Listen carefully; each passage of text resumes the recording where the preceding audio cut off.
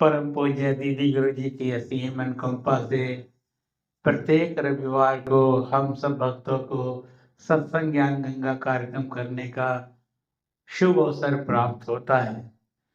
इस सत्संग ज्ञान गंगा कार्यक्रम में अनेकों ऐसे भाई बहन हैं, ऐसे विद्वान महात्मा हैं जो अपने जीवनदायी विचारों के माध्यम से हमें जीवन जीने की प्रेरणा प्रदान करते रहे हैं और करते रहेंगे। अगर आप भी अपने जीवन से कुछ प्रेरणा लेने की इच्छा रखते हैं या किसी समस्याओं से घिरे हैं या आपको जिंदगी जीने का ढंग और तरीका नहीं समझ में आ रहा है, दुख में, मुसीबत में, परेशानी में फंसे हैं, पीड़ा में हैं, दर्द में हैं, तो एकमात्र साधन है सत्संग ज्ञान गंगा कार्यक्रम, जहां आपको जीवन जीने की ऐसी विधि, तरीका, ढंग बताया जाता है कि आप उस ढंग, तरीके से, विधि से अपने जीवन में स्वयं खुशियां प्रकट कर सकते हैं, स्वयं खुशियां प्रकट कर सकते हैं। क्योंकि दीदी गुरु जी के हर प्रवचन में बहुत ही मार्मिक बातें होती है जो जीवनदायी होती है। और सबसे बड़ी बात, विशेषता ये है दीदी गुरु जी के प्रवचनों में कि दीदी गुरु जी अक्सर हमें घर परिवार में होने वाली जो दिक्कतें होती है उनसे रूबरू कराते हुए हमें घर परिवार गृहस्थी में कैसे रहना है, कैसे अपने व्यवहार को कुशलता पूर्वक बनाए रखना है, इन सब बातों पर विशेष प्रेरणा देती हैं।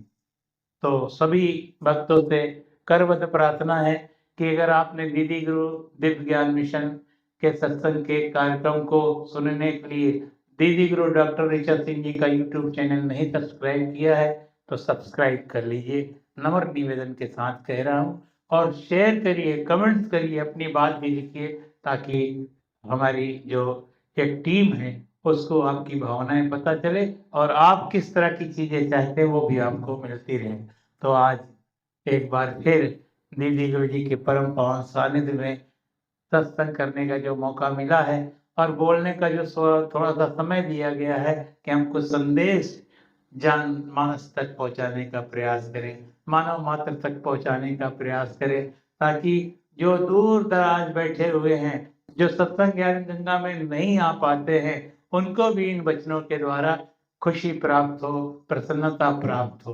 तो आज का विषय जो लेके चल रहा हूँ वो ये है कि हमें हर हाल में प्रसन्न रहना चाहिए, हर हाल में प्रसन्न रहना चाहिए, यही ज्ञान है। आप हर हाल में कैसे प्रसन्न रह सकते हैं? कुछ सूत्र है, कुछ ढंग है, कुछ तरीका है। इन सूत्रों का अगर हम इस्तेमाल करेंगे तो सदा सदा प्रसन्न रह सकते हैं। कैसे?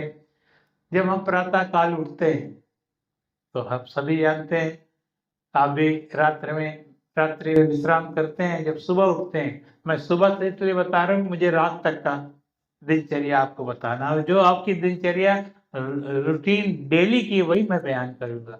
प्रेम से बोलिए जय श्री हरि। तो जब आप प्रातः काल उठते हैं तो आप पहले तो परमात्मा के ध्यान में होते हुए आंख खोलिए और प्रसन्न मुद्रा में उठिए। जब भी बिस्तर से उठिए प्रसन्न मुद्रा में उठिए, प्रसन्न रहिए, खुश रहिए। और पहली ये क्रिया होनी चाहिए आपकी। और दूसरी क्या है? जब आप स्नान ध्यान के लिए जाते हैं, स्नान ध्यान तो हर कोई करता है, नित्य क्रिया तो हर किसी को करना ही होता है। जब आप नित्य क्रिया के लिए जाते हैं, स्नान ध्यान करते हैं, स्नान ध्यान करते समय भी आप प्रसन्न मुद्रा में रहें, प्रसन्न रहें, खुश रहें। कई लोगों को आपने देखा होगा, बाथरूम में जाते हैं तो गाना गाते हैं, कहा जाता है बाथरूम सिंगर है, ये भी आपने सुना होगा। सिर्फ यही कि प्रसन्नता होनी चाहिए, और प्रसन्न है तभी तो गा रहे हैं, खुश है। तो उस समय भी आप प्रसन्न मुद्रा में रहिए अपने वॉशरूम में। जब वॉशरूम से आप बाहर आते हैं, प्रेम से बोलिए जय श्री हरि। ये दूसरा सूत्र बताया आपको। तीसरा सूत्र आपका क्या है?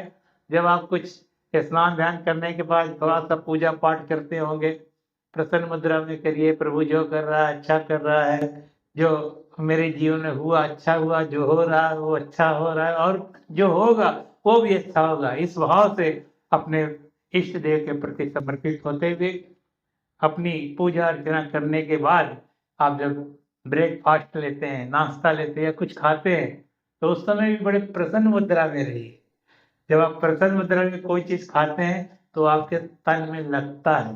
अगर आप कोई चीज खा रहे हैं और कोई इसी इसी भावनाओं से ग्रसित है, तो अन्न या जो भी चीज ग्रहण कर रहे हैं वो शरीर को पूरी तरह से पौष्टिकता प्रदान नहीं कर पाते। इसलिए जो भी प्रभु ने दिया है उसको शुक्र शुक्र करके परमात्मा का धन्यवाद करते हुए प्रसन्न मुद्रा में ग्रहण करिए। 3 बार जो बताना था वो बताया कि सुबह का और वॉशरूम से और ब्रेकफास्ट तक का 3 सूत्र बताया मैंने। चौथा है, हर कोई अपने काम काज में जाता है। क्यों संदेश जी? जाता है? प्रेम से बोलिए। हर कोई अपने काम धाम में जाता है, और जब जाता है, जब रात में या शाम को जब भी वापस आता है अपने घर में जब भी प्रवेश करिए प्रसन्न मुद्रा में प्रवेश करिए। जो भी चीज है, जो भी टेंशन है, जो कुछ भी आपकी है बाहर की चीजें, वो बाहर छोड़ के परिवार में जब घर में आइए तो प्रसन्न मुद्रा में आइए। प्रसन्न मुद्रा में फिर क्या होगा? आपको किसी भी प्रकार की चिंता नहीं होगी, तनाव नहीं होगा, आप प्रसन्न ही रहेंगे। फिर आप रात्रि में फिर भोजन करते हैं, प्रसन्न मुद्रा में भोजन करते हुए जब बिस्तर पर जाइए फिर परमात्मा का चिंतन करते हुए प्रसन्न मुद्रा में, हे प्रभु तेरी गोद में सो रहा हूँ, तेरी गोद में सो रहा हूँ। आज का दिन तूने बहुत अच्छा बिताया और रात्रि भी आपने ही बिताना है। प्रसन्न मुद्रा में परमात्मा की गोद में जैसे लेटे हुए इस भाव से सो जाइए, इतनी सुकून चैन की नींद आएगी कि आप सोच भी नहीं सकते, सोच भी नहीं सकते। ये 5 समय अगर आप प्रसन्न रह पाए तो वास्तव में आप प्रसन्नता आपके जीवन में बनी रहेगी, बनी रहेगी। किसी भी प्रकार से आपका कोई नुकसान या दुखी मन हो नहीं सकता। तो यही निवेदन है, क्योंकि आज हर कोई दुखी है, कोई भी इंसान इस तरह से नजर नहीं आता, गमगीन है, और उदासी, मायूसी, निराशा ये सब उसके जीवन में बनी हुई है। और इन चीजों से छुटकारा पाने का यही एक सूत्र दीदी गुरु जी ने हम सबको दिया है कि आप प्रसन्न रहिए। प्रसन्नता से बड़ी दुनिया की कोई दौलत नहीं, ये भी आप जानते हैं। तो हमें प्रसन्न रहना है, और आप देखते हैं कि हम हमेशा हंसते रहते हैं, हमारे चेहरे पे स्माइल रहती है, मुस्कुराहट रहती है। क्यों क्यों रहती है? क्योंकि मुझे इस बात का ज्ञान दीदी गुरु जी के दिव्य ज्ञान के माध्यम से प्राप्त हो गया है कि भैया दुखी रह के कोई काम कर नहीं सकते, उदास मायूस रह के, निराश होके आप अपना खुद का नुकसान कर बैठेंगे। तो प्रसन्नता से रहिए, तो आपको शक्ति प्रभु परमात्मा भी देगा। और फिर वो जो काम आपका नहीं हो रहा है वो भी मैं दावे के साथ यहाँ कह सकता हूँ दीदी गुरु जी की कृपा से वो होगा। और प्रभु ही शक्ति देता है, ताकत देता है। कहता रहे इसके जीवन में इतना दुख है, इतना उतार चढ़ाव है, फिर भी ये प्रसन्न है, फिर भी मेरा थैंक्स कर रहा है, मेरा धन्यवाद कर रहा है। आज का इंसान परमात्मा का धन्यवाद नहीं करता, धन्यवाद नहीं करता, इतना निशुक्रा हो गया है कि क्या बताएं। इतना प्रभु ने सब कुछ दिया है लेकिन शुक्राना नहीं अदा करता, थैंक्स नहीं बोलता।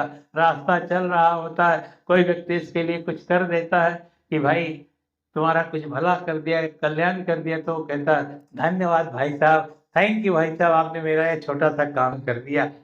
अब एक व्यक्ति अगर छोटा सा काम करता तो उसका हम थैंक्स बोलते हैं, धन्यवाद करते हैं। प्रभु परमात्मा ने हमें क्या क्या क्या क्या क्या नहीं दिया है, फिर भी हम परमात्मा का थैंक्स नहीं करते, धन्यवाद नहीं करते। इसलिए सत्संग ज्ञान गंगा परिवार के सभी महात्माओं को, सभी भाई बहनों को, और जो दूर दराज बैठे व्यक्ति हैं, भक्त हैं, उनको ये संदेश दे रहा हूँ कि परमात्मा का थैंक्स, धन्यवाद, शुक्राना उठते बैठते करिए और सदा प्रसन्न रहिए। किसी भी प्रकार की कोई आपको दिक्कत, परेशानी, तंगहाली नहीं हो सकती है, नहीं हो सकती है। ये दीदी गुरुदेव ज्ञान मिशन के मंच से मैं खुले रूप में कह रहा हूँ। तो सभी इन बातों को जरूर अपने जीवन में अपनाएं ताकि उनका जीवन पूर्ण रूप से सुखी हो। यही दीदी गुरुदेव ज्ञान मिशन का संदेश है, यही दीदी गुरुदेव ज्ञान मिशन का लक्ष्य है, यही दीदी गुरुदेव ज्ञान मिशन का उद्देश्य है कि हर व्यक्ति परमात्मा से जुड़े, ईश्वर से जुड़े, ईश्वर की महिमा का बखान करे।